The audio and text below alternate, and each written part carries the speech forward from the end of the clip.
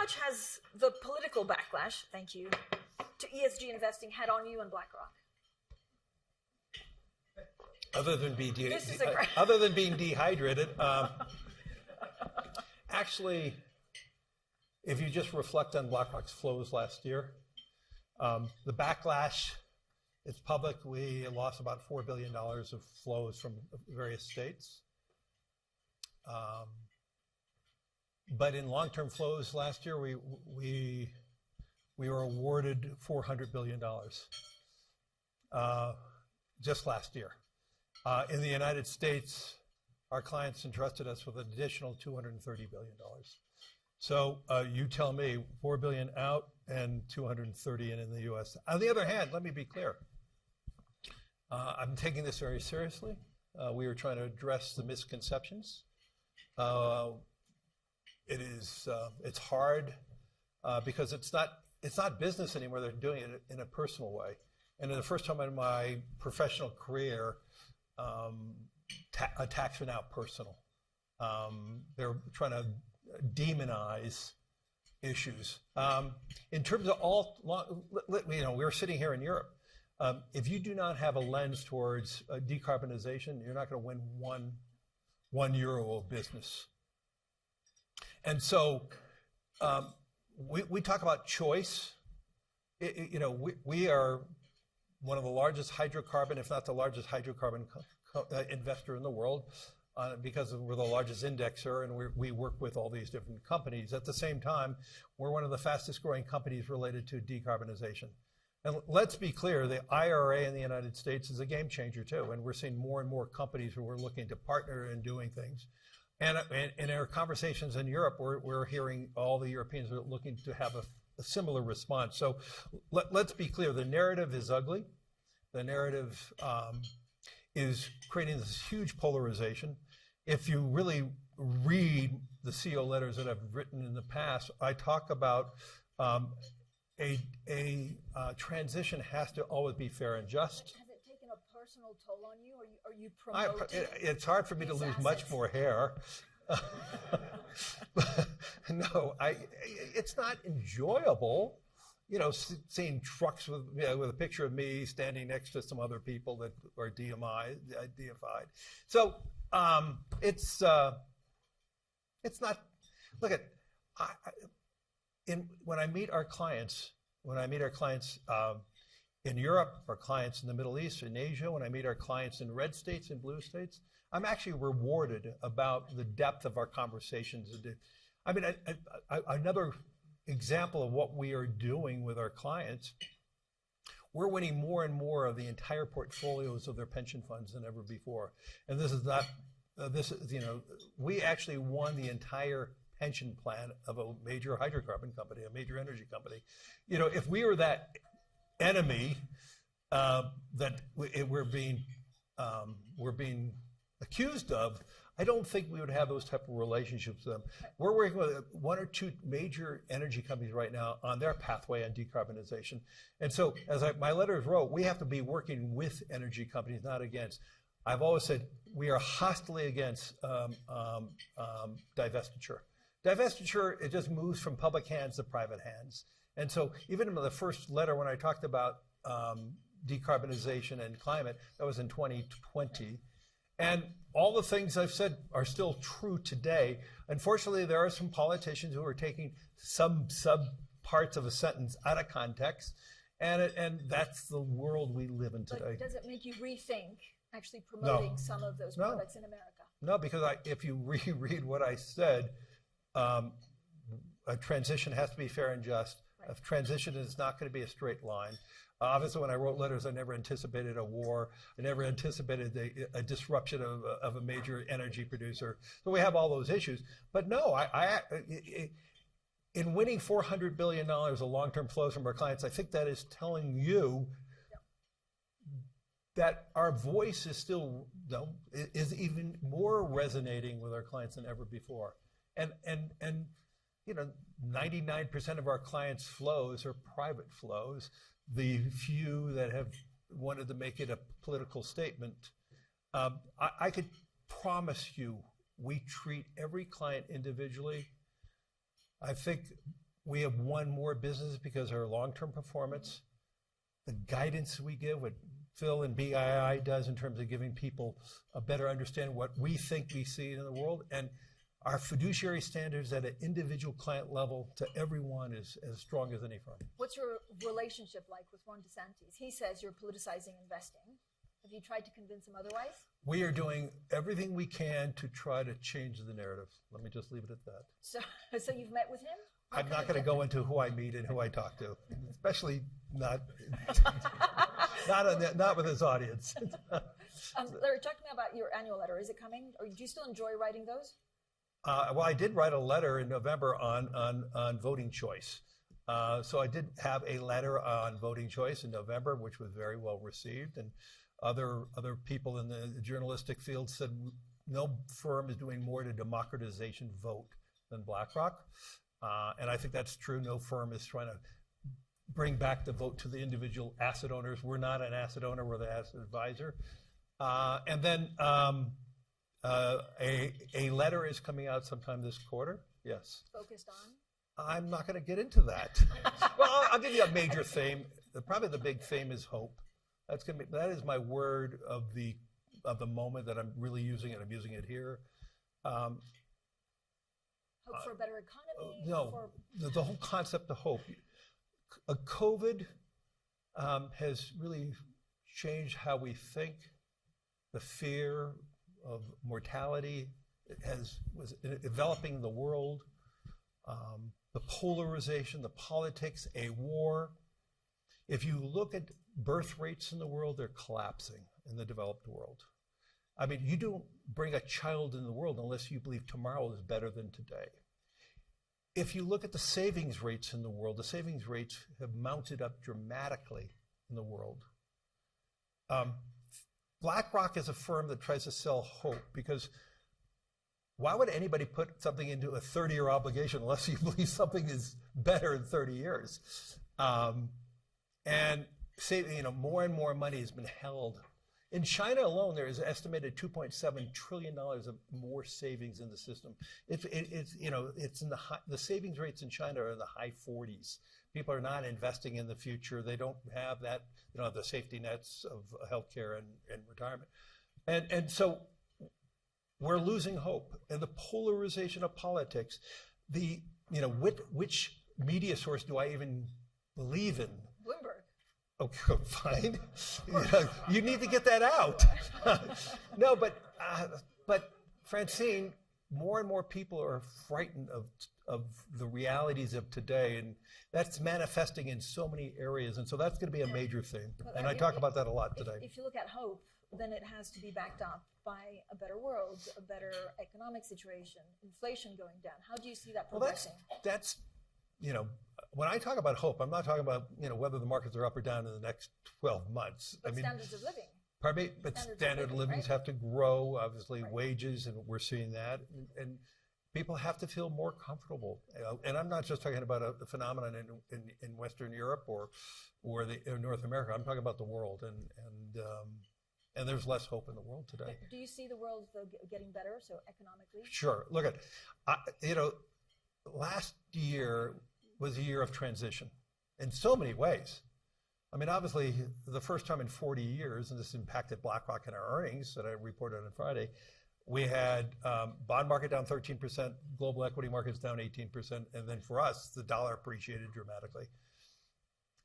But if you were on a desert island for all of last year and you had a pool of money today, you have greater abilities to invest today than you did a year ago and 2 years ago. If you look at a normal retirement portfolio, and this is something that we don't spend enough time on, a typical retirement portfolio in around 2002-03, you could have owned 40 to 60% in bonds and earned your return of 7 7/8 and 8. By 2020, you could not own a bond. I mean, so you had to take so much illiquid risk. I mean, think about the growth in privates and private equity. Why? Because you could not make a return in bonds. Today, with You could get 4% in short-term treasury. You get 5% in credit, 8% in. Right. You could now go back and have I would say a better portfolio, a better asset allocation today than 3 years ago. You could reformulate it and bring down your illiquidity risk. And the question that we all have to ask as investors, do you believe we're going to have more liquidity in 5 years than we do now? I don't think so. I think we're not going to have the support of Federal Reserve for years to come, or central banks. We saw the limits of fiscal stimulus in the UK, and every other government is now facing that. And so the reality is we are going to have less liquidity. Right. And it has to be market-based liquidity. So how much illiquidity do you want if you're running a retirement plan? So the big issue is bonds play a bigger role today than they did in the last 7, 8 years. Where do you put your money in the next 12 months? Look, I'm an optimist. I've had a portfolio in equities my whole life, or some form of equity-related assets. Even at my age, I'm not changing that view. So I don't allow markets like today. Getting back to PEs. PEs are more realistic today than they were 2 years ago. I could go on and on and on. We're spending so much time focusing on the tragedy or the recalibration of last year. But the reality is there are better valuations in companies today than there were 2 years ago. You can earn a better return in bonds than you did 2 years ago. And so we're festering on what happened last year and all the travails, and we're talking about, oh gosh, is inflation going to be, how fast is it going to fall? Let me be clear, inflation is falling. The question is, can it fall to a 2% rate, which I question it will. I don't even know why we have a 2% target. I've raised that question many times. Could inflation be brought down to 3.5? Absolutely. Now, does that mean the central banks are going to keep rates higher for longer? Maybe, and that's the issue that I have related to liquidity. So you think what markets get wrong is they're too pessimistic? I'm not here to tell you we can't have another problem. I think the world is pretty unstable. Let's be clear. What moves the energy valuation is 500,000 to 1 million barrels. If China's economy rebounds after when the country has herd immunity, which I'm told is happening very rapidly. I mean, 3 weeks ago we had nobody in our offices there. Now everybody's back, and I hear that from every CEO that I've met here in Davos. It is estimated that the Chinese economy can grow 5 or 6% in the third and fourth quarter. If that's the case, does that mean are they going to demand an extra 500,000 million barrels of oil in that? At the same time, we're estimating a mild recession in Europe and the United States, so that offset it. If not, I mean, the trends would say we're going to have elevated energy prices again from where it is today. If that's the case, what does that do to inflation? And so all I'm trying to say is, I'm not here to suggest it's going to be rosy in 2023, but what I'm saying for long-term investing, it's not so bad. It's a better environment for long-term investing today than it was 2 years ago. That's the myth. So given what you've explained, are private markets less of a draw now?